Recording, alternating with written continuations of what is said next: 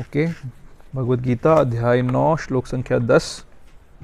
सबसे पहले हम इसका शब्दार्थ पढ़ेंगे। मया मेरे द्वारा अध्यक्षेण अध्यक्षता के कारण प्रकृति सूयते प्रकट होती है, सहित चर अचरम जड़ तथा जंगम हेतुना कारण से अनेन इस कौन्तेय हे कुंती पुत्र जगत दृश्य जगत विपरिवर्तते क्रियाशील है। मयाध्यक्षेण प्रकृति सूयते सचराचरम हेतुनानेन कौन्तेय जगत विपरिवर्तते। मया। हरे कृष्णा प्रभु, धन्यवाद। हरे कृष्णा। तो अगेन ये बहुत इंपॉर्टेंट श्लोक है। कितने लोगों को याद है ये वाला श्लोक? किसी को याद है? हाँ, बहुत इंपॉर्टेंट श्लोक है। और बट तात्पर्य इतना बड़ा नहीं है इसमें, क्योंकि प्रभुपाद इसको इतनी बार कोट करते हैं कि पहले से ही लोगों को पता है कि इसमें क्या बात की जा रही है। बट बड़ी इंटरेस्टिंग चर्चा हो सकती है इस पे भी। तो हम लोग डिस्कशन शुरू करेंगे इस पे।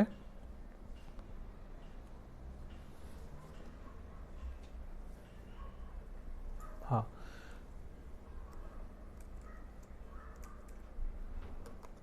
ओके। तो सबसे पहले थोड़ा सा बैकग्राउंड कि गीता में कहाँ तक पहुँचे अभी। हमेशा की तरह जो लोग नए हैं उनके अंडरस्टैंडिंग के लिए, कि सबसे पहले हमने देखा कि कौरवों की और पांडवों की सेनाएं युद्ध करने के लिए तैयार हैं। विश्व का सबसे बड़ा निर्णायक युद्ध होने वाला है, और जिसमें कि बहुत बड़ी भारी मात्रा में नरसंहार होगा ऐसी आशा है। और युद्ध का हीरो अर्जुन, जिससे सब डरते हैं, जिसका नाम सब जानते हैं, अर्जुन के मन में आता है कि मुझे देखना है कि कौन कौन से लोग युद्ध के लिए आए हैं, मुझसे युद्ध करने के लिए आए हैं। और भगवान को वो रिक्वेस्ट करते हैं कि भगवान कृपया करके आप युद्ध के मध्य में, युद्ध भूमि के मध्य में मेरे रथ को ले जाइए। भगवान ऐसा ही करते हैं, और अर्जुन फिर दर्शन करते हैं सब लोगों का जो युद्ध के लिए आए हुए हैं। तो सबसे पहले वो देखते हैं पितामह को, अपने भीष्म पितामह को, गुरुजनों को, अपने भाइयों को, कजिन्स को, बच्चों को, परिवार के बच्चों को, जिनके साथ पूरा जीवन बिताया है। लगभग 100 वर्ष की आयु ऑलरेडी हो चुकी है, 125 वर्ष की आयु हो चुकी है अर्जुन की, जिस समय युद्ध हो रहा है। तो 125 वर्ष का लंबा समय उन्होंने इन सब के संग में बिताया है। कईयों को पाला है अपने हाथों से, जिनको बड़ा किया है, और उनको मारना है युद्ध में। तो स्वाभाविक है कि किसी के भी हृदय के अंदर भ्रम पैदा हो सकता है। और अर्जुन हम सबका प्रतिनिधित्व कर रहे हैं। अर्जुन सामान्य लोगों को रिप्रेजेंट कर रहे हैं वहाँ पर। तो उनके मन में प्रश्न आता है, भगवान के सामने कई सारे तर्क रखते हैं कि भगवान कैसे मैं इन लोगों को मार सकता हूँ, मेरे पितामह को एक राज्य पाने के लिए कैसे मार सकता हूँ इन लोगों को। ये भूमिका बहुत इंपॉर्टेंट है हमारी आगे की चर्चा के लिए। तो अर्जुन के मन में प्रश्न आता है, बड़ा लॉजिकल क्वेश्चन है, कि इनको मार के एक राज्य के लिए, इससे अच्छा तो मैं जंगल में जाकर अपना भरण पोषण कर सकता हूँ। बहुत लॉजिकल आर्ग्यूमेंट है। अगर मैं इनको मारूंगा, कुल के बड़े लोग मारे जाएंगे, तो कुल की परंपराएं नष्ट हो जाएंगी। परंपराएं जब नष्ट हो जाएंगी तो लोग अधर्म में, कुल के लोग अधर्म में संलग्न हो जाएंगे। कुल के लोग अधर्म में संलग्न हो जाएंगे तो कुल की स्त्रियां दूषित हो जाएंगी। वो दूषित हो जाएंगी तो वर्ण संकर संतान उत्पन्न हो जाएगी। और अगर ऐसा होगा तो हमारे कुल के सारे जो वेलफेयर एक्टिविटीज़ हैं वो ख़त्म हो जाएंगी। तो कोई पूर्वजों को जल देने वाला नहीं होगा, तर्पण करने वाला नहीं होगा, वो उच्च लोगों से नीचे गिर जाएंगे। बहुत आर्ग्यूमेंट्स उनके, बड़े लॉजिकल आर्ग्यूमेंट्स हैं। तो मुझे युद्ध नहीं करना चाहिए, ऐसा वो बोलते हैं। हरे कृष्णा, हरे कृष्णा, हरे कृष्णा। बहुत सारी ज्ञान की बातें करने के बाद भी उनके संशय दूर नहीं होते।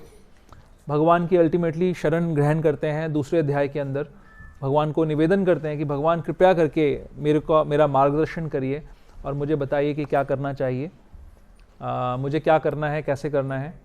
भगवान इमीडिएटली गुरु की भूमिका निभाते हुए, गुरु की पोजीशन लेते हुए अर्जुन की डांट लगाते हैं और उनको बोलते हैं, आप उन चीज़ों के लिए दुख कर रहे हैं जो दुख करने योग्य नहीं है। सबसे पहले जो बेसिक नॉलेज भगवान दे रहे हैं वो शरीर और आत्मा का भेद बता रहे हैं, उस विज्ञान को बता रहे हैं कि शरीर और आत्मा में फ़र्क क्या होता है। वो क्लैरिफाई कर रहे हैं कि अर्जुन तुम ये सोच रहे हो कि अगर तुम इनको नहीं मारोगे तो ये मरेंगे नहीं, ऐसा तो नहीं है ना। शरीर तो मरेगा ही मरेगा, आज नहीं तो कल मरेगा, बट आत्मा कभी नहीं मरेगी। तो तुम जिनको शरीर मान रहे हो वो शरीर नहीं है, वो आत्माएं हैं। सबसे बड़ी बात भगवान, जिसको हम सांख्य कहते हैं, वो सांख्य का दर्शन भगवान बताते हैं। फिर उसके बाद भगवान धीरे धीरे अर्जुन को लिफ्ट कर रहे हैं। हमने अपनी गीता की चर्चा में पिछले 5-6 सालों में जो हमने पढ़ा, क्या पढ़ा कि एक व्यक्ति है जो चोर है। कौन व्यक्ति चोर है? चोर किसको कहते हैं? जो किसी और की सामग्री का उपयोग करता है ना। हमने 7वें अध्याय में पढ़ा कि सारी की सारी प्रकृति के अंदर सब कुछ जो है वो किसका है? भगवान का, भगवान की शक्तियों से बना हुआ है। पंच महाभूत से बना हुआ हमारा ये शरीर, फिर मन बुद्धि अहंकार से बना हुआ सूक्ष्म शरीर, और जो जीवात्मा इस शरीर के अंदर विराजमान है वो सब ही भगवान की एनर्जी से बना हुआ है। तो जो भगवान की चीज़ों से बना हुआ है उसको भगवान के लिए यूज़ ना करा जाए तो उसको क्या कहा जाएगा? चोर कहा जाएगा। अगर किसी और की सामग्री हम अपने उपयोग में ला रहे हैं अपने फायदे के लिए तो हमें चोर कहा जाएगा। तो और अगर शास्त्रिक लैंग्वेज में इसको बोला जाए तो क्या कहा जाएगा? कर्मी है या भोगी व्यक्ति है, जो भोग करने की लालसा से कार्य कर रहा है। तो चोर और कर्मी ज़्यादा फर्क नहीं है, क्योंकि कर्मी का उद्देश्य है भगवान की सामग्री को अपने लाभ के लिए यूज करना।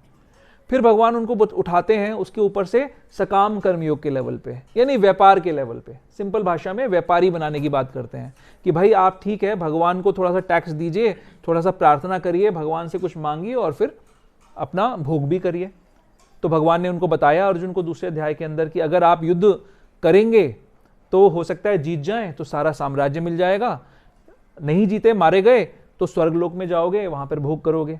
लेकिन अगर भाग गए अपनी ड्यूटी से तो अपयश की प्राप्ति होगी, पाप का फल भी मिलेगा। तो ये व्यापार का सिलसिला हो गया।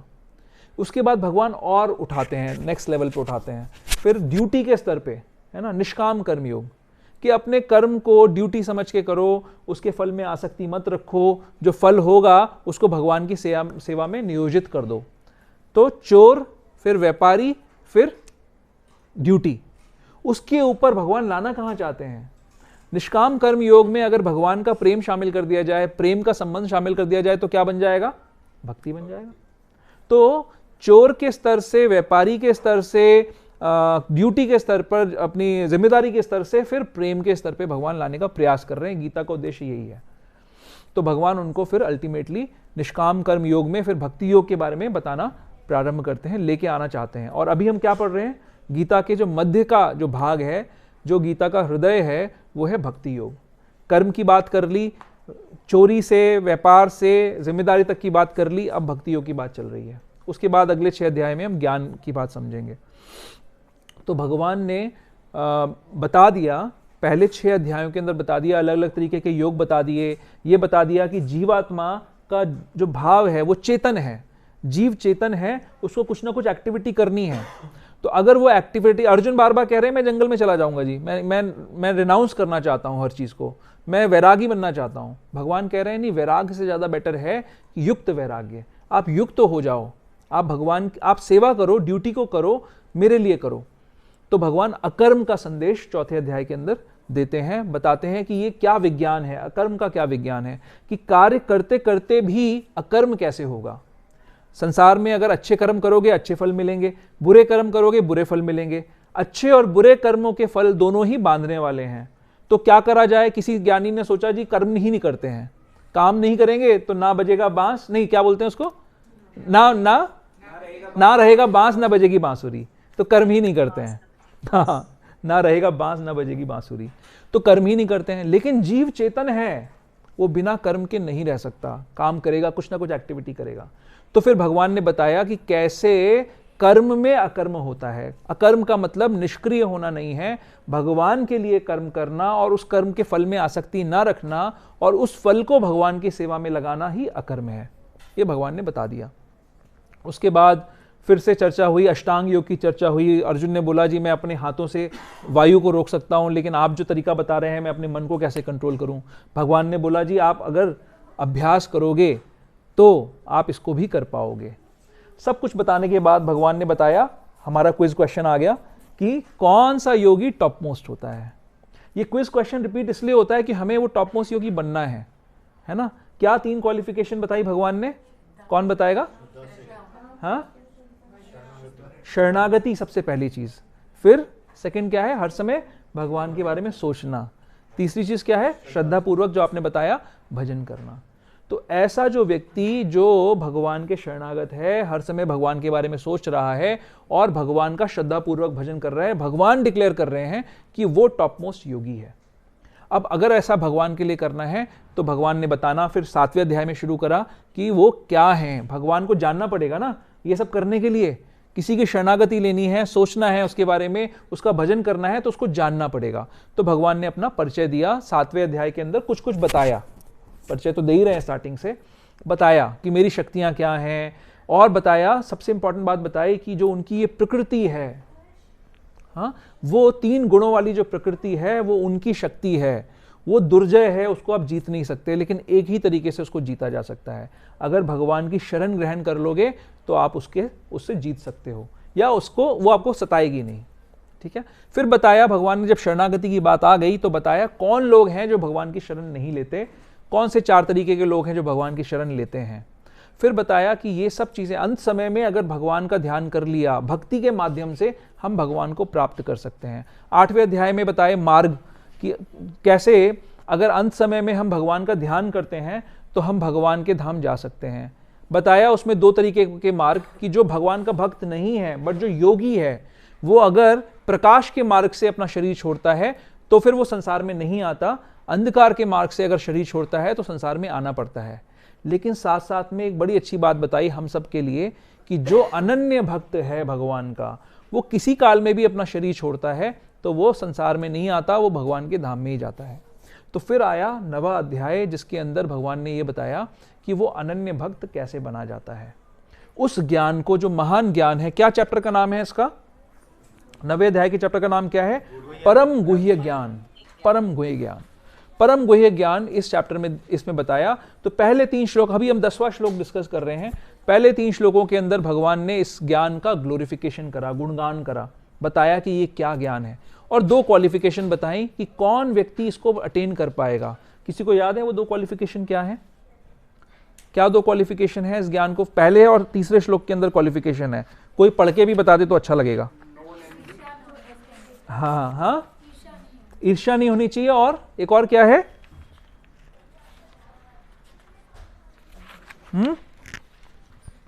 पहले श्लोक में क्या बताया है?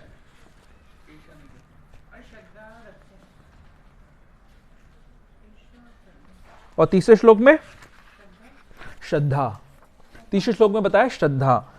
हे परंतप, जो लोग भक्ति में श्रद्धा नहीं रखते हुए मुझे प्राप्त नहीं कर सकते, तो श्रद्धा होनी चाहिए। ये 2 क्वालिफिकेशन उन्होंने, भगवान ने बता दी।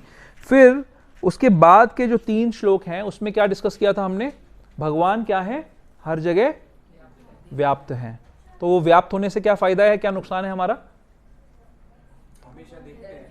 हाँ, नहीं, डरना तो जरूरी नहीं है, गलत काम करने से डरना है क्योंकि भगवान देख रहे हैं। लेकिन हाँ, फायदा ये है कि अगर हम भगवान के प्रति थोड़ा सा भी अग्रसर होते हैं तो भगवान वो भी देखेंगे, फिर सारी व्यवस्था बनाएंगे। उसके बाद पिछले हफ्ते क्या डिस्कशन की थी हमने? किसी को याद है? एक लाइन में कोई? कि भगवान कैसे बार बार सृष्टि को बनाते हैं, खत्म कर देते हैं अपनी ही इच्छा से, लेकिन वो उदासीन रहते हैं, यानी उसमें लिप्त नहीं होते, उससे अटैच नहीं होते। ठीक, यहां तक की बात सबको समझ में आ गई। अब हम आ रहे हैं आज के 10वें श्लोक के ऊपर। तो 10वें श्लोक के अंदर बताया जा रहा है कि मया अध्यक्षेण प्रकृति सूयते सचराचरम हेतु नानेन कौन्तेय जगत विपरिवर्तते। अध्यक्ष का क्या मतलब होता है? अध्यक्ष, अध्यक्ष 2 शब्दों से बना है। अक्ष यानी आंखें, अध्यक्ष, अध्यक्ष मतलब जो ऊपर से हमें देख रहा है, जो हमें सुपरवाइज कर रहा है, मॉनिटर कर रहा है। क्या क्या चीजें मॉनिटर कर रहा है भगवान? भगवान कह रहे हैं मया अध्यक्षेण, मेरी अध्यक्षता के अंदर, यानी मेरी निगाहों के अंदर, मेरी अध्यक्षता के अंदर सूयते सचराचरम। सचराचरम का क्या मतलब है? चर और अचर, क्या होता है? चर और अचर में क्या फर्क होता है? अचार या अचर क्या फर्क है? सर तो चलायमान। और अचर क्या है? Non moving. तो कोई नॉन मूविंग लिविंग एंटिटीज होते हैं क्या? पेड़ होते हैं। कितने तरीके के पेड़ होते हैं? 20 लाख। ठीक है, वो बताया ना जलजा नवलक्षाणी, है ना, उसमें बताया है कि कितने कितने वैरायटी के कैसे कैसे योनियां, 84 लाख योनियों में से 20 लाख तरीके की योनियां किसकी होती हैं? पेड़ों की होती हैं। पेड़ पौधे ये सब स्थावर जो होते हैं। तो 84 लाख योनियों को, सबको, किसको सुपरवाइज कर रहे हैं भगवान? मयाध्यक्षेण प्रकृति सूयते सचराचरम। चर और अचर दोनों को, 84 लाखों को सुपरवाइज कर रहे हैं। हेतु नानेन कौन्तेय जगत विपरिवर्तते। इसी कारण से, क्योंकि वो हैं, एग्जिस्ट कर रहे हैं, इसलिए सब कुछ चलता है सारा जगत चल रहा है लेकिन साइंटिस्ट तो कुछ और कहते हैं। क्या कहते हैं? स्कूल में क्या पढ़ाते हैं आजकल? कौन सा साइंटिस्ट कहता है इसमें बात आ रही है सॉरी, जगत विपरिवर्तते, क्योंकि हेतु नाने न कौन्तेय, इस हेतु से, क्योंकि मैं हूं इसलिए सब कुछ चलता है। लेकिन साइंटिस्ट या आज का सारा जो एजुकेटेड समाज है, क्या वो भगवान की प्रेजेंस को मानता है? क्या बोलते हैं वो लोग? कि सब कुछ ऑटोमेटिकली चल रहा है। यही बोलते हैं ना, प्रकृति अपने आप सब कुछ चला रही है। एक ऐसा एडजस्टमेंट हुआ है किसी कारण से, बाई चांस ऐसा एक एडजस्टमेंट हुआ है इसी लोक में, इसी पृथ्वी पे, सिर्फ इसी एनवायरनमेंट के अंदर एक ऐसा एडजस्टमेंट हुआ है जिससे कि सूर्य सही मात्रा में हीट दे रहा है, पानी ऐसा है जो आप पी सकते हैं, हवा ऐसी है जो आप कंज्यूम कर सकते हैं, उसमें सही मात्रा में सारे वो तत्व हैं जो आप ले सकते हैं। धरती से अन्न भी उगता है तो वो जो आप पचा सकते हैं। मछलियां जो जल में रहती हैं उनका भी जो सारा का सारा, उनको सांस लेने की जरूरत नहीं है ऊपर से, उनको पानी से ही सारा कुछ मिल जाता है ना, उनका भी सारी व्यवस्था चल रही है।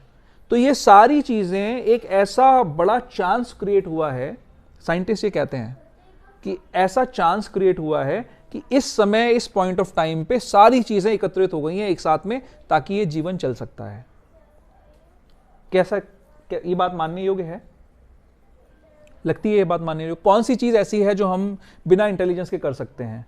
हम लोग यहाँ पे आ गए थे 5:45 पे, और 45 मिनट तक ये इंटेलिजेंस लगी, 15 मिनट ये इंटेलिजेंस लगी कि कहाँ पर कैमरा लगेगा, कहाँ पर लैपटॉप लगेगा और कहाँ पर सही तरीके से विजुअल होगा।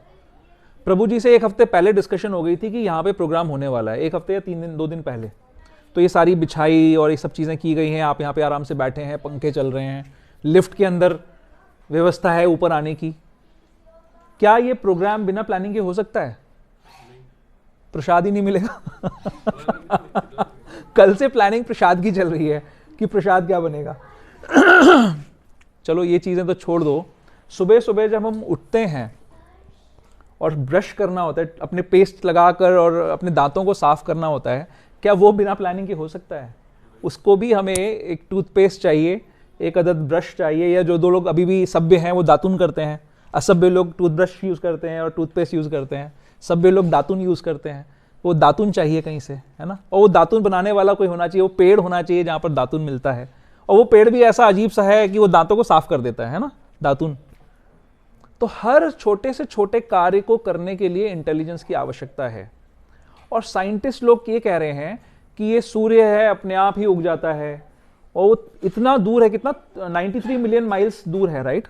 93 मिलियन माइल्स दूर से वो एग्जैक्टली उतनी ही हीट दे रहा है जितनी हमको जरूरत है। साइंस भी कहती है कि अगर थोड़ा सा भी हीट बढ़ गई तो सब कुछ खत्म हो जाएगा, और थोड़ी सी हीट कम हो गई तो सब कुछ खत्म हो जाएगा। तो एग्जैक्टली उतनी हीट दे रहा है वो, और सब कुछ ऑटोमेटिक चल रहा है। क्या ये संभव है? बिल्कुल भी संभव नहीं है, ये सिर्फ अज्ञान है। तो क्यों कह रहे हैं साइंटिस्ट ये सब इस तरीके की बातें?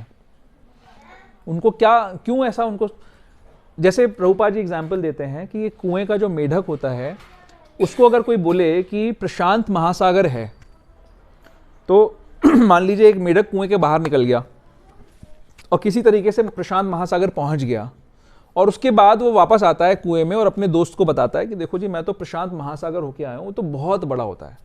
कितना बड़ा होता है जी? तो जो दूसरा जो कुएं का मेढक है वो कहेगा कि इतना बड़ा होता है क्या? नहीं नहीं, इससे तो बहुत बड़ा होता है। तो कितना बड़ा होगा? इतना बड़ा होगा क्या? नहीं, इससे भी बहुत बड़ा होता है। इतना बड़ा होगा क्या? नहीं, इससे बहुत बड़ा होता है। फिर वो अपने शरीर में हवा भरना शुरू करता है और दिखाता है अपना आकार बड़ा करके। मेढक के अंदर ये टेक्निक होती है ना कि आकार बड़ा कर सकता है थोड़ा सा अपना, तो वो बड़ा करता जाता है। लेकिन कुएं का मेढक क्या अपना आकार इतना बड़ा कभी कर पाएगा कि वो प्रशांत महासागर को समझ पाए? वो नहीं कर पाएगा। तो उसका हश्र क्या होता है कि उसका शरीर ही फट जाता है पूरा उसको बड़ा करने के चक्कर में। तो हमारे साइंटिस्ट ये तो देखते हैं कि हमारे शरीरों से पसीना आता है और उस पसीने के अंदर नमक होता है। प्रभुपाद जी एग्जाम्पल लेना बड़ा इंटरेस्टिंग ये वाला, कि उस पसीने के अंदर नमक होता है और एक जो नींबू का पेड़ है उसके अंदर सिट्रिक एसिड होता है लिमिटेड मात्रा के अंदर। लेकिन वो ये मानने को तैयार नहीं होते, ये नहीं समझ पाते कि इतना बड़ा भी कोई व्यक्ति हो सकता है जिसके पसीने से समुद्र बन सकता है, या कोई ऐसा पेड़ हो सकता है कि अनलिमिटेड मात्रा में भी सिट्रिक एसिड बन सकता है। क्यों नहीं मान पाते? क्योंकि वो भगवान का दर्शन, उनकी हालत कैसी है? कुएं के मेढक जैसी हालत है। वो नहीं समझ सकते। क्यों नहीं देख सकते? भगवान को क्यों नहीं देख पा रहे हैं? क्योंकि हम इन चर्म चक्षुओं से उस भगवान को देख नहीं सकते। हम आएंगे इस बात पे कि भगवान को हम कैसे देख सकते हैं। लेकिन चलो ठीक है, भगवान की अध्यक्षता के अंदर सब कुछ चल रहा है। अब इसका प्रैक्टिकल इंप्लीकेशन क्या है हमारे लिए? कैसे हमारे लिए रेलेवेंट है ये चीजें? कोई उसका उदाहरण कोई बताना चाहेगा? क्यों, क्या फर्क पड़ता है अगर भगवान अध्यक्ष हैं सब चीजों के? मया अध्यक्षेण प्रकृति सूयते सचराचरम। भगवान चलो अध्यक्ष हैं यहां पर गुड़गांव में सेक्टर 55 में बैठे हुए लोगों को उससे क्या फर्क पड़ता है भगवान की अध्यक्षता से? यहां पर तो सिर्फ 30-40 लोग हैं बस। बाकी गुड़गांव की आबादी कितनी होगी? 40 लाख की होगी ना। तो 40 लाख में से 40 लोगों को तो चलो ये समझ में आ गया कि भगवान की अध्यक्षता है। बाकी के जो बच गए 39,99,960, उन लोगों को तो नहीं पता ये भगवान अध्यक्ष है। तो क्या फर्क पड़ता है? ये बात जानने का क्या फायदा हमारे को? हाँ जी प्रभु, क्या फायदा? जैसे प्रभु भगवान इसमें बोल रहे हैं कि मैं पूरी भौतिक प्रकृति जो है ये working under my guidance, only under my supervision. हम इस चीज का एग्जांपल ले सकते हैं। जैसे कोई फंक्शन है, राइट? उस फंक्शन में let's say there are 100 people and that function is presided over by some president just to ensure whether this is running properly or not. So similarly Krishna is ensuring कि जो भौतिक that is the role. आप ये कह रहे हैं कि अध्यक्ष का रोल क्या होता है? वो सुपरवाइज कर रहा है। लेकिन ये जानने से हमें क्या फर्क पड़ता है? मेरा क्वेश्चन दूसरा है। we feel कि जो इसको सुपरवाइज कर रहा है president has been entrusted upon certain responsibilities और उनका मैं थोड़ा सा इसको okay, let me bring this into perspective. सारे संसार में सबका प्रयास क्या है? पशुओं का क्या प्रयास होता है? हाँ, आहार, निद्रा, भय और मैथुन। 4 काम चाहिए उनको। उनकी सोच क्या ढूंढते रहते हैं? आहार कहाँ मिलेगा, भोजन कहाँ मिलेगा, निद्रा कहाँ मिलेगी, कहाँ पे मैं मैथुन करूं और मेरी रक्षा कैसे होगी। मनुष्य क्या सोच रहा है आज की डेट में? कि यही सोच रहा है। और इसके साथ में ये सोच रहा है कि ये सारे संसार पे अध्यक्षता किसकी है? सारे संसार पे अध्यक्षता किसकी है? आज जो वो बड़ा सा वॉर चल रहा है रशिया और यूक्रेन के बीच में, वो किस चीज का वॉर है? अध्यक्षता किसकी है ना? कांग्रेस और बीजेपी में जो झगड़ा चल रहा है वो किस चीज का है? सत्ता का है ना। अध्यक्षता किसकी है? एक पड़ोसी दूसरे पड़ोसी की गाड़ी को देख कर कि ये तूने मेरी वाली जो ये येलो लाइन है इसके अंदर से तेरी आधा इंची बाहर निकल रही है गाड़ी, है पार्किंग डिमार्केटेड है, उसमें से आधा इंची ज्यादा निकल रही है, तो उस बात पे बवाल हो जाता है कि नहीं हो जाता है? क्या चीज के लिए बवाल होता है? अध्यक्षता के लिए। ये जगह मेरी है, ये स्थान मेरा है, ये प्रॉपर्टी मुझे चाहिए। यही तो है सारे संसार का झगड़ा। सारे संसार में सिर्फ इस अध्यक्षता को लेकर ही झगड़ा चल रहा है। तो जब हमें यह पता चलता है कि ये अध्यक्षता भगवान की है तो ये झगड़ा खत्म हो सकता है। फिर हमारा आपका तो कुछ है ही नहीं ना। ईशोपनिषद के अंदर पहले श्लोक के अंदर हमने बड़ी अच्छी चर्चा करी थी। ईशोपनिषद में पहले श्लोक के अंदर भगवान क्या बता रहे हैं? ईशावास्यम इदम सर्वम यत् किंच जगत्याम जगत तेन त्यक्तेन भुंजीता मां गृधः कस्य स्विद धनम। ठीक है, इसमें क्या लिखा है? इस ब्रह्मांड के भीतर की प्रत्येक जड़ और चेतन, चर अचर, हमने चर अचर की बात करी गीता में, इस ब्रह्मांड के भीतर की प्रत्येक जड़ और चेतन वस्तु भगवान द्वारा नियंत्रित है और उन्हीं की संपत्ति है। किसी भी, ना तो रशिया की है, ना यूक्रेन की है, ना बीजेपी की है, ना कांग्रेस की है, ना इस पड़ोसी की है, ना हमारी है, सिर्फ उनकी ही संपत्ति है। लेकिन कुछ है बात, हमारे लिए भी कुछ बात है। अतएव मनुष्य को चाहिए कि केवल अपने लिए केवल उन्हीं वस्तुओं को स्वीकार करे जो आवश्यक हैं और जो उसके भाग के रूप में नियत कर दी गई हैं। मनुष्य को यह जानते हुए कि के रूप में परिपूर्ण है, पूर्ण से जो कुछ उत्पन्न होता है वह भी अपने में पूर्ण होता है। चूंकि वे पूर्ण हैं, अतएव उनसे न जाने कितनी पूर्ण इकाइयां उद्भूत होती हैं, तो भी वे पूर्ण ही रहते हैं। अगर किसी के पास 1 करोड़ रुपए हैं और उसने 50 लाख दान कर दिए तो 50 लाख ही बचेंगे उसके पास। लेकिन भगवान कैसे हैं कि बढ़ते जा रहे हैं वो तो अनंत हैं, अनंत हैं, बढ़ते जा रहे हैं। तो भगवान जब अपना विस्तार कर रहे हैं, अनंत कोटि जीवों के रूप में भी विस्तार कर रहे हैं ना भगवान, तो क्या भगवान घट गए, कम हो गए? नहीं, भगवान तो स्वयं, उनके आनंद और वो स्वयं हमेशा बढ़ते जा रहे हैं। तो जो सृष्टि बनाई, ये किसने बनाई? भगवान ने बनाई। कैसे बनाई? उनकी शक्तियों से बनाई। तो उनकी शक्तियां क्या सीमित हैं? भगवान क्यों कह रहे हैं 7वें अध्याय के अंदर कि ये जो प्रकृति है ये दुरत्या है? क्योंकि वो अनंत है, वो प्रकृति भी, वो खत्म नहीं हो सकती, भगवान से आ रही है। वो भगवान की अनंत शक्ति से ये ब्रह्मांड बनाया गया है। तो ये कैसा है? अपने आप में पूर्ण है। हर किसी को जो कुछ चाहिए वो भगवान ने पूर्णता से इसमें दे दिया है। जब मां के गर्भ में संतान होती है तो मां के स्तनों में दूध नहीं होता। जब संतान प्रकट हो जाती है संसार में, तो स्तनों में दूध आ जाता है। कौन सी उसने इंजीनियरिंग करी है, कौन सी उसने एप्लीकेशन दी होती है मां को कि अब मुझे दूध चाहिए? कहां से आ जाता है अचानक से? अब साइंटिस्ट बोलेंगे जी बाई चांस होता है। ऐसा होता है क्या बाई चांस? हर चींटी, कोई चींटी भुखमरी से नहीं मरती है, कोई हाथी भुखमरी से नहीं मरता। सबके लिए पहले से भगवान ने पूर्ण व्यवस्था करी हुई है। एक जो है जीव, कौन सा? आदमी, मनुष्य, ये अपनी ओवर इंटेलिजेंस के कारण मारा जाता है। ये ओवर इंटेलिजेंस हमारी संस्कृति का हिस्सा नहीं थी। भारतीय संस्कृति में ये ओवर इंटेलिजेंस नहीं थी। भारत की संस्कृति कैसी है? सिंपल लिविंग, हाई थिंकिंग, सादा जीवन, उच्च विचार। क्या है ये सादा जीवन? सादा जीवन ये है कि भगवान ने मेरे कर्मों के फलों के अनुसार मुझे एक परिस्थिति दी है, उस परिस्थिति में रहना। और बट सबसे बड़े सौभाग्य की बात यह है कि मुझे मनुष्य योनि दे दी है। इस बात पे मुझे गर्व होना चाहिए। अगर मैं कुत्ते की योनि में होता तो मैं कुछ नहीं कर सकता था, लेकिन हाँ, मनुष्य योनि में मुझे ये समझ आ रहा है कि ये संसार रहने योग्य जगह नहीं है। तो भगवान की बड़ी कृपा है कि उन्होंने मुझे मनुष्य बना दिया ताकि मैं ये सोच सकता हूं। इस बात को सोचना कि हमारा उद्भव कहां से हुआ है, हमारा सोर्स कहां से है, ये इंटेलिजेंस की बात है, राइट? कोई इंटेलिजेंट व्यक्ति ये सोच सकता है। दोष कहां पर है? हम ये सोचने का प्रयास करें, लेकिन ये जानते हुए भी कि एक सुप्रीम शक्ति है और उसके सामने नतमस्तक ना हो, ये हमारी ईर्ष्या का भाव है, ये द्वेष का भाव है। इस द्वेष के कारण हम उस ईश्वर को नकार देते हैं और ये बोलते हैं जी चांस है, क्योंकि कुछ तो रीजन बताना पड़ेगा ना, कुछ तो रीजन बताना पड़ेगा कि ये संसार कैसे बना। जी बाई चांस बन गया अचानक से। अरे भैया, एक जो है छोटा सा आप कुछ बटन नहीं बना सकते बाई चांस। एक छोटे से बटन को बनाने के लिए भी आपको बड़ी सारी इंडस्ट्री लगानी पड़ती है, लोगों को मेहनत करनी पड़ती है। तो कैसे बाई चांस ये सृष्टि बन जाएगी? इस दोष के कारण संसार में दुख फैला हुआ है। भारत की संस्कृति में ऐसा नहीं था। भारत में जो व्यक्ति है वो ये सोचता है कि मुझे मेरी परिस्थिति के हिसाब से व्यवस्था मिल गई है, भगवान पूर्ण है, उन्होंने मेरे लिए पूर्ण व्यवस्था करी है, मुझे जरूरत नहीं है इस परिस्थिति को बदलने की।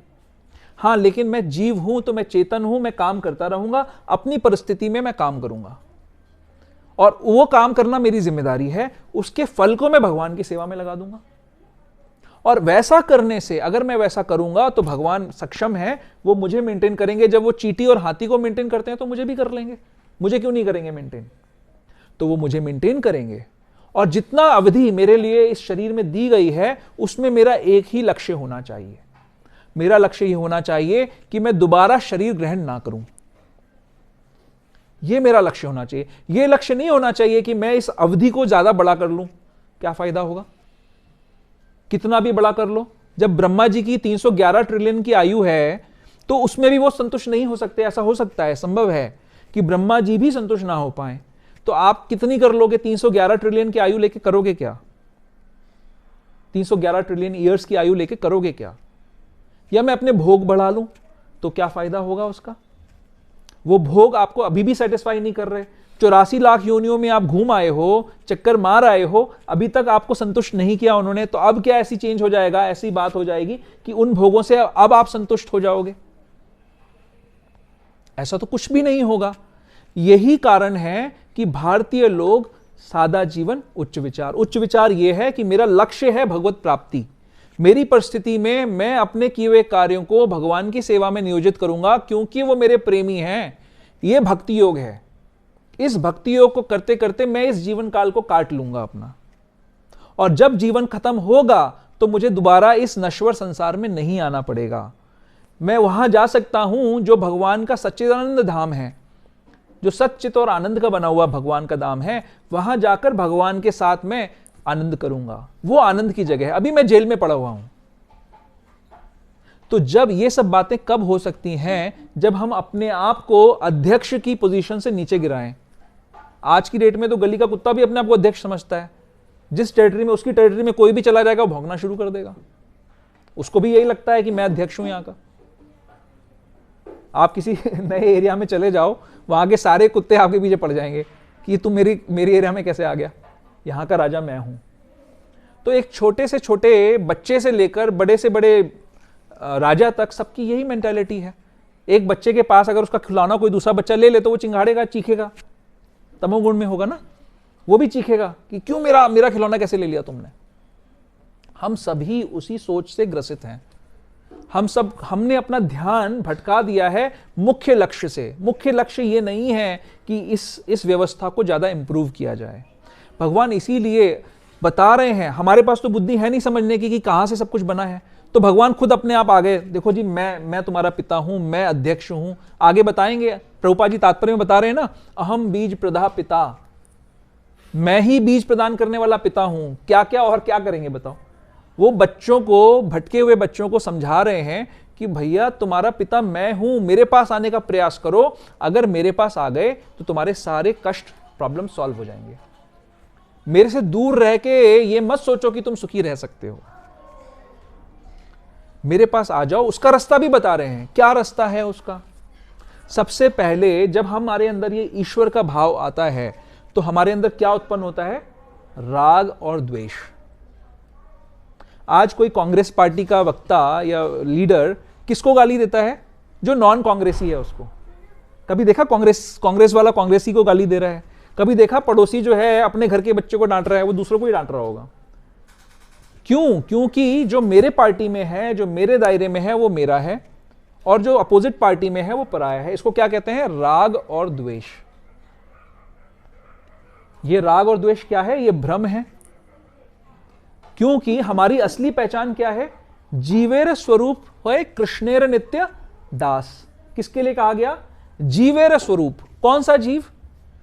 जो पेड़ के शरीर में है वो जीव है कि नहीं है? जीव है। जो रशिया में पैदा हुआ वो जीव है कि नहीं है? है, जीव है। यूक्रेन में पैदा हुआ जीव है कि नहीं है? वो भी जीव है। राहुल गांधी के शरीर में बैठा हुआ वो भी जीव ही है ना? और नरेंद्र मोदी के शरीर में बैठा हुआ वो भी जीव ही है। जो कुत्ते के शरीर में है वो भी जीव ही है। तो कौन हुआ? सारे कौन हुए? जीवेर स्वरूप हुए कृष्णेर नित्यदास। तो सारे के सारे कौन हुए? कृष्णेर नित्यदास। सारे के सारे दास हैं कृष्ण के। और सारों के लिए क्या कह रहे हैं? अहम बीज प्रदा पिता। भगवान कह रहे हैं इन सब का बीज मैंने ही प्रदान किया है, किसी भी योनि में हो। तो क्या होगा जब यह ज्ञान आएगा कि भगवान अध्यक्ष हैं, वो बीज प्रदान करने वाले पिता हैं, तो क्या है हम सब? वसुधैव कुटुंबकम। हम सारे के सारे, सारी वसुधा, सारी पृथ्वी के सारे जीव वसुधैव कुटुंबकम। तो ये सारे कुटुंब हैं। और कुटुंब में क्या होता है? परिवार में क्या होता है? लोग एक दूसरे का सहयोग करते हैं सुखी जीवन के लिए, है ना? परिवार में यही होता है ना, हर किसी का एक रोल होता है। हर कोई व्यक्ति अपना अपना रोल निभाता है और सारे उसके सहयोग से सारे के सारे लोग संतुष्ट होते हैं। कौन से परिवार नहीं चलते हैं? जहां पर लोग एक दूसरे का सहयोग नहीं करते हैं, जहां पर लोग अपना रोल नहीं समझते हैं, जहां पर एक्सप्लॉइट करते हैं, तो वो परिवार बिखर जाते हैं, टूट जाते हैं।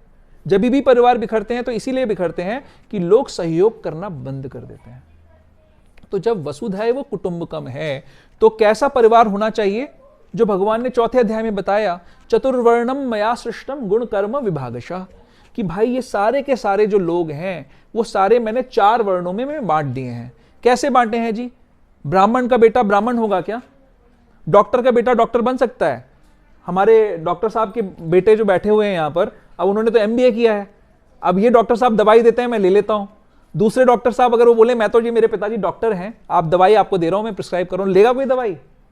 वो पैसे देंगे तो भी नहीं लूंगा मैं दवाई, क्योंकि वो डॉक्टर नहीं है, उनके गुण अलग हैं।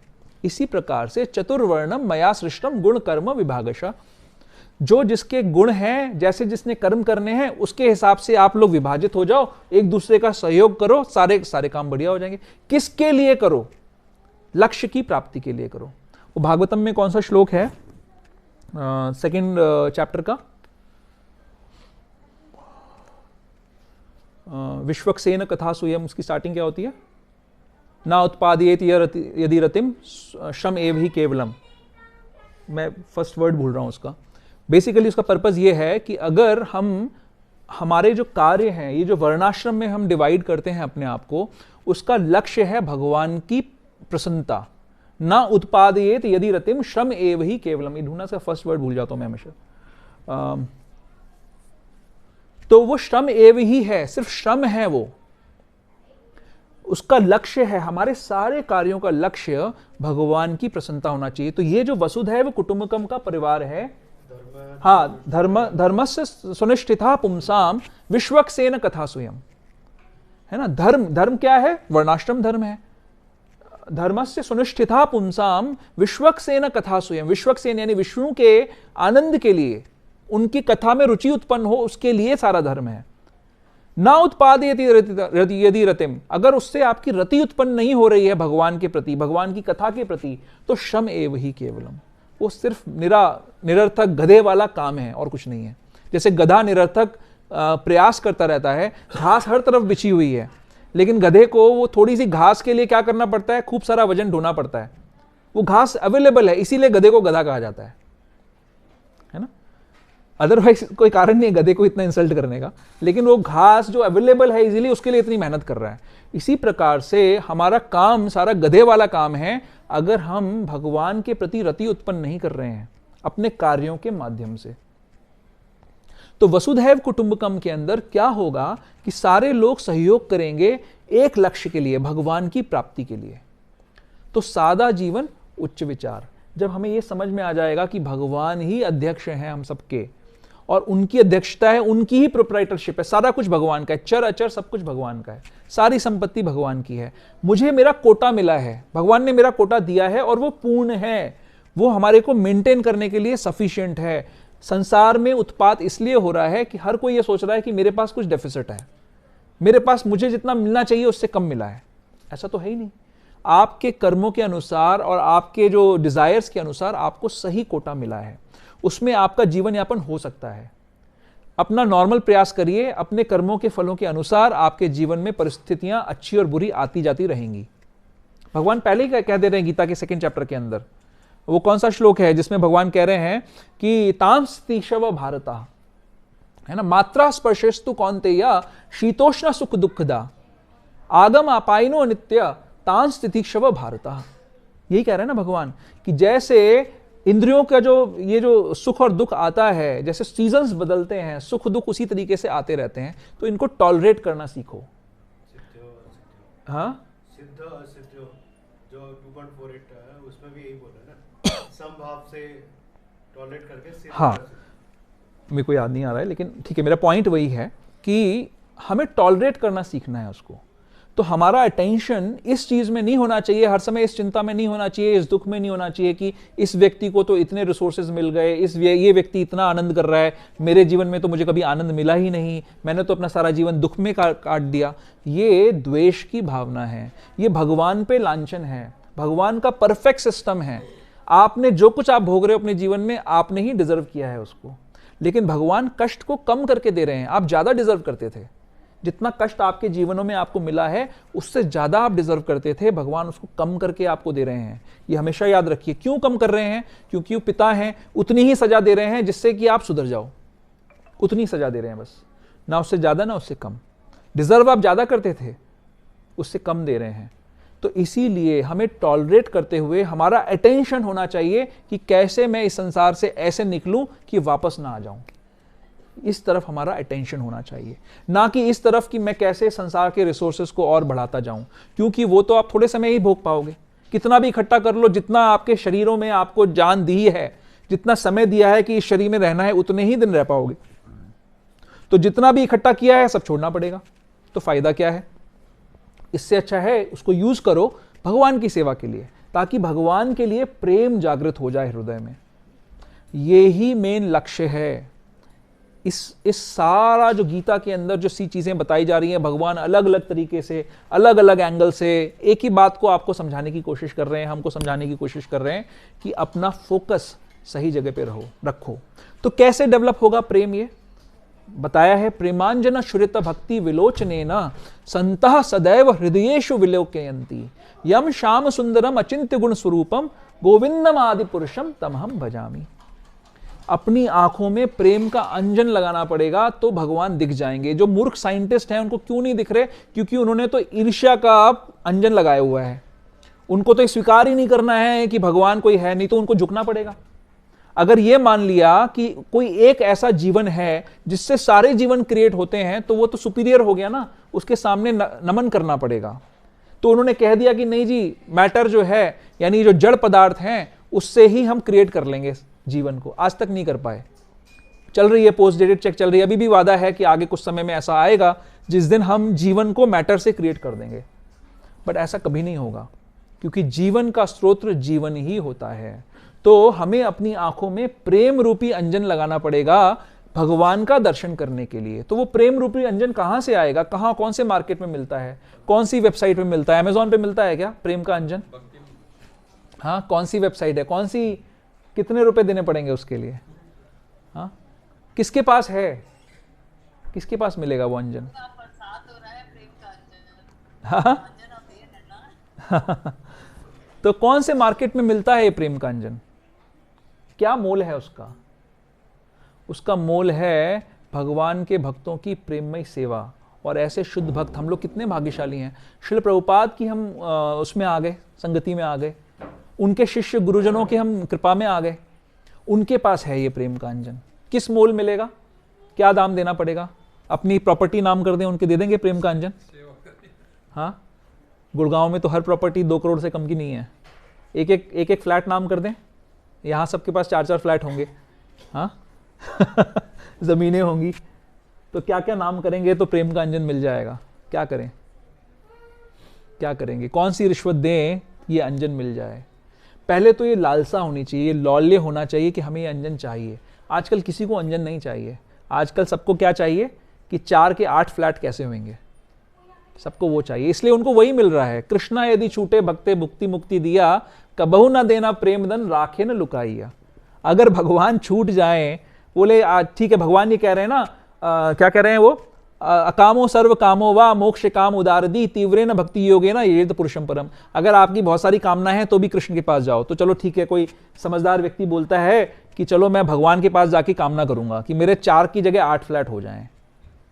गाड़ी जो है रोल्स रॉयस से तो कम होनी नहीं चाहिए। सारी चीज़ें मेरे को ऐसी मिल जाएं, मेरे आसपास में 4 नौकर हों, हर महीने हम एक कम से कम फॉरेन ट्रिप करके आएँ, क्रूज करके आएँ, और जो भी तरीके के होते हैं आजकल मार्स पे जाने का चल रहा है शायद, चलो वो कराएं, है ना। कितना पैसा लगता है मार्स पे जाने का? चालू हो गया क्या? अभी चालू नहीं हुआ, शायद प्रपोजल ही है ना। तो ऐसे कुछ कराएं हम। तो भगवान कह रहे हैं ठीक है, कृष्णा यदि छूटे भक्ते भुक्ति मुक्ति दिया, ले लो भाई, खूब पैसे कमाओ, खूब जो जितना तुम्हारे को रिसोर्सेस चाहिए ले लो, लेकिन प्रेम का अंजन किसको चाहिए? उसकी लालसा कैसे आएगी हमारे हृदय के अंदर? उसकी लालसा आएगी साधु संग से। अगर वैष्णवों के बीच में बैठकर भगवान की महती कृपा का गुणगान करें, सुनेंगे, श्रवण करेंगे, तो हृदय में ये आ सकता है, लालसा आ सकती है कि हाँ, मुझे तो उस भगवान का ही दर्शन करना है। ये 25, 50, 60, 100 साल की जीवन में रिसोर्सेज इकट्ठे करके मैं क्या कर लूँगा बड़ा? तो मुझे तो इस अवधि को यूज करना है कि अनंत कोटि जो ब्रह्मांडों के बाहर जो भगवान का सुंदर धाम है, अचिंत्य धाम है, वहां पे मैं पहुंच सकता हूं।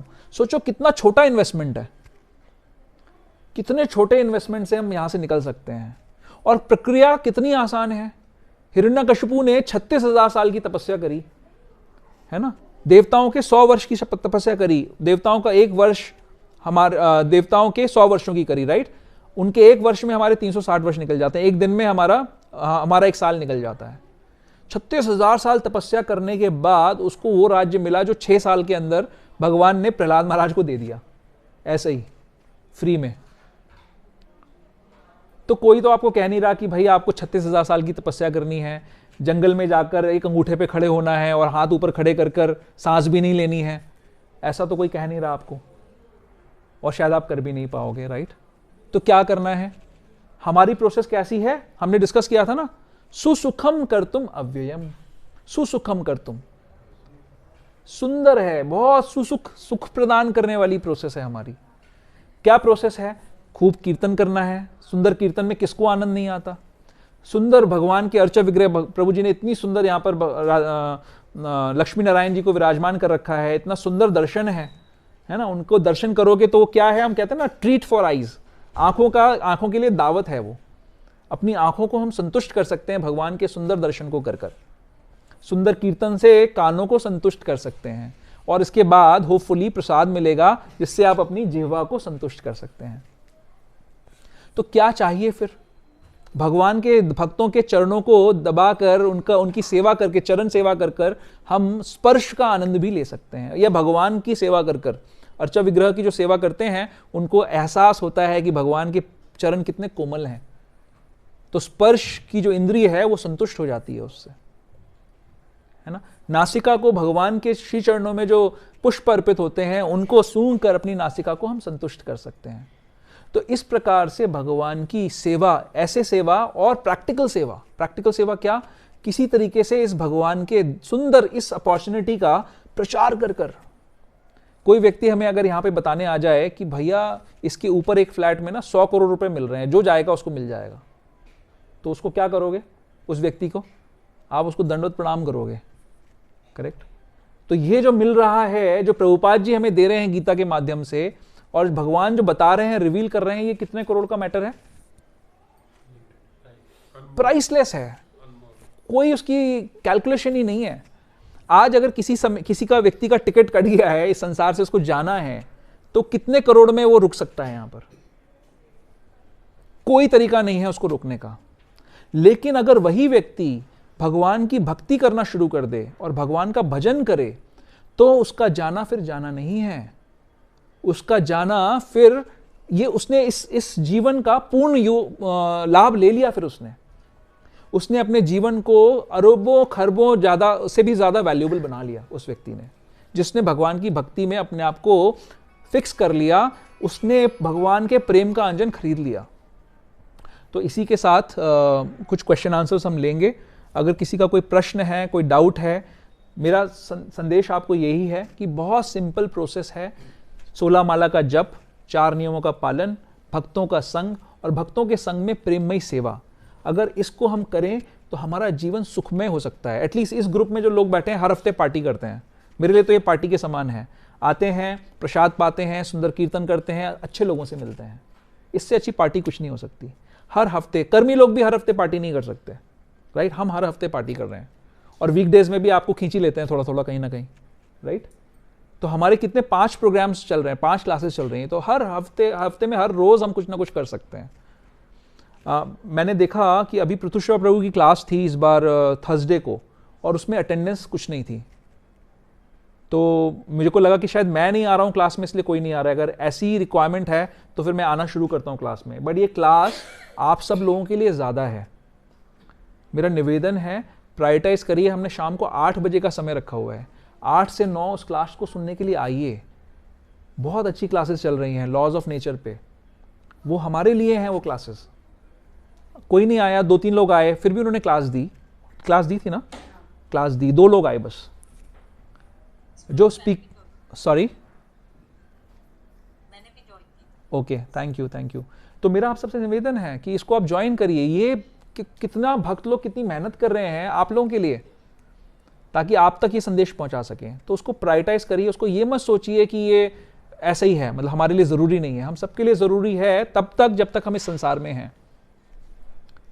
तो अगर हम इस संसार में अभी भी हैं तो हमें ये नहीं समझना चाहिए कि हम बहुत महान भक्त बन गए हैं, है ना। कौन कौन है महान भक्त यहाँ पर? परमहंस, हाँ, शुद्ध हो गए हैं जो। अभी तो बहुत लंबा रास्ता है, अभी तो आप में से कईयों का इनिशिएशन भी नहीं हुआ है। इनिशिएशन का मतलब क्या होता है? शुरुआत, वो कंक्लूजन नहीं है। तो जो इनिशिएटेड हैं वो तो ये ना सोचें कि वो पहुंच गए हैं, उनकी शुरुआत हो चुकी है कृपा से, गुरु कृपा से।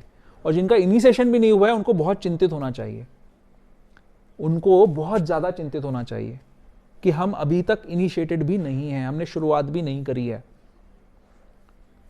ये बहुत बड़ी अपॉर्चुनिटी है, ये करोड़ों किसी को, जैसे क्या आज की डेट में सबसे बड़ा ड्रीम क्या होता है लोगों का? बच्चों का शायद होता है आईआईटी और एम्स में एडमिशन लेना, है ना। एडल्ट्स का होता होगा, क्या होता है आजकल? यूएस जाना, कोई बहुत अच्छी जॉब मिलना, गूगल में जॉब मिलना, क्या होता है? हाँ, I don't know what is a dream today. क्या ड्रीम है आज की डेट में लोगों का? बट ये सब बेवकूफ़ी की चीज़ें हैं एक्चुअली, कुछ नहीं है ये सब। निकाले जा रहे हैं आजकल लोग, एक्चुअली इन सब कंपनियों से निकाले जा रहे हैं। आपको पता है हज़ारों की तादाद में लोग निकाले जा रहे हैं। तो वो जो मास्टर्स हैं ना, ये वाले मास्टर्स जो दुनिया के मास्टर्स हैं, ये बहुत ही वैसे मास्टर्स हैं, कृपण हैं, ये कंजूस हैं। और क्या बोलते हैं उसको, जो एहसान फरामोश को क्या बोलते हैं? कृतज्ञ हैं, कृतज्ञ हैं, that is the right word, कृतज्ञ हैं ये लोग। भगवान कैसे हैं कि अगर आपने जरा सा उनका एक कुछ छोटी सी सेवा करी ना, आपके दास बन जाते हैं, वो नहीं छोड़ते आपको किसी भी कीमत पर। और दुनिया के लोग कैसे हैं कि आप उनके लिए सब कुछ कर लो, लेकिन एंड में आपको गाली जरूर देंगे किसी ना किसी बात पर, कोई ना कोई दोष जरूर निकाल लेंगे। तो भाई किसकी चाकरी करनी है? आप तो इंटेलिजेंट हो, सोचो किसकी चाकरी करनी चाहिए। तो इसको सस्ता मत समझो, अच्छे से तीव्र भक्ति, डिजायर्स हैं कोई बात नहीं, कामो सर्व कामो वा मोक्ष काम उदारदी तीव्रेन भक्ति योगेन यजेत पुरुषम परम। तीव्र भक्ति करो, डिजायर्स हैं तो भी भगवान प्यूरिफाई कर देंगे, आपको जो चाहिए वो देंगे, फिर आपको प्यूरिफाई भी कर देंगे। ध्रुव महाराज को किया, आपको भी कर देंगे। आप प्यूरिफाई हो जाओगे और भगवान के प्रेम को टेस्ट करोगे, भगवान आपको हायर टेस्ट दे देंगे। भगवान से बस प्रार्थना करो, हे भगवान मेरा मन अभी भी भौतिक भोगों में लगा हुआ है, कृपया करके मुझे अपने शुद्ध नाम का टेस्ट प्रदान करिए, स्वाद दीजिए मुझे कि आपके नाम लेने में मुझे स्वाद आए। हे भगवान, हे नित्यानंद प्रभु कृपा करिए, आदि गुरु कृपा करिए, हे गुरु महाराज कृपा करिए, चैतन्य महाप्रभु मुझ पर कृपा करिए, मुझे आपका नाम लेने में रस नहीं आ रहा है, मुझे वैष्णवों का संग करने में रस नहीं आ रहा है, कृपा करिए। बहुत दयालु हैं, कर देंगे कृपा आपके ऊपर, तुरंत कृपा कर देंगे। और जब कृपा कर देंगे तो आपको ऐसा लगेगा कि मेरे हजारों कान होते ताकि मैं श्रवण कर पाता, करोड़ों जिह्वाएं होती ताकि मैं नाम ले पाता। रूप गोस्वामी कह रहे हैं इस चीज को, वो फील कर रहे हैं उस चीज को। तो वो ये भी कह रहे हैं कि ये सिर्फ 6 गोस्वामियों के लिए सिचुएशन नहीं है, ये सिचुएशन हम सबके लिए बन सकती है और कई सारे भक्त ऐसा कर पाते हैं। अभी आज ही किसी ने, रूपा माता जी ने वो वीडियो पोस्ट किया था कदम्बकानंद स्वामी महाराज का लास्ट जो मैसेज है, कितना सुंदर मैसेज था ना, कितना सुंदर मैसेज था, कितना बड़ी बात उन्होंने कही कि इसको मत जाने दो। उन्होंने भी यही कहा कि इसको सीरियसली लो। तो सोचो कि जब हमारे को हल्का सा एक छोटी उंगली में दर्द होता है तो हमारा भजन रुक जाता है, लेकिन वो ऐसे एक महान भक्त प्रभुपाद के शिष्य जिनके पूरे शरीर में कैंसर फैला हुआ है और उसमें वो भगवान का भजन कर रहे हैं, कितनी मुश्किल से बोल रहे थे ना, सांस भी नहीं आ रही थी उनको, कितनी मुश्किल से उन्होंने 14 मिनट का, वो 15 मिनट का लेक्चर दिया है, 10 दिन पहले का लेक्चर है और कल शरीर छोड़ दिया उन्होंने। तो ये आइडियल ऐसे वैष्णव्स हैं जो हमें प्रमाण दे रहे हैं कि टेस्ट तो आ रहा होगा भगवान का, कोई उनको रुपए तो नहीं मिल रहे उस समय वहां पे बैठ के प्रेजेंटेशन देने के लिए, कोई लाभ भी नहीं मिल रहा, उनको पता है कि मैं हफ्ते 10 दिन में चला जाऊंगा, फिर भी क्या बोल रहे हैं भक्तों को कदम्बकानंद स्वामी महाराज कि हमें इस भक्ति को सीरियसली लेना चाहिए। ऐसे भक्त हमारे बीच में हैं, हम कितने भाग्यशाली हैं जो इस तरीके का प्रमाण हमारे सामने रख रहे हैं। तो प्लीज़ मेरा सबसे निवेदन है, करबद्ध निवेदन है कि इस व्यवस्था को पूरा आप लोग इसका उपयोग करिए, इसका लाभ लीजिए। प्रभुपाद जैसे गुरुजनों की कृपा नहीं मिलती आसानी से, तो उसका पूरा लाभ लीजिए। ठीक है, कोई प्रश्न है तो प्लीज़ आप पूछ सकते हैं, कोई कमेंट है तो आप पूछ सकते हैं।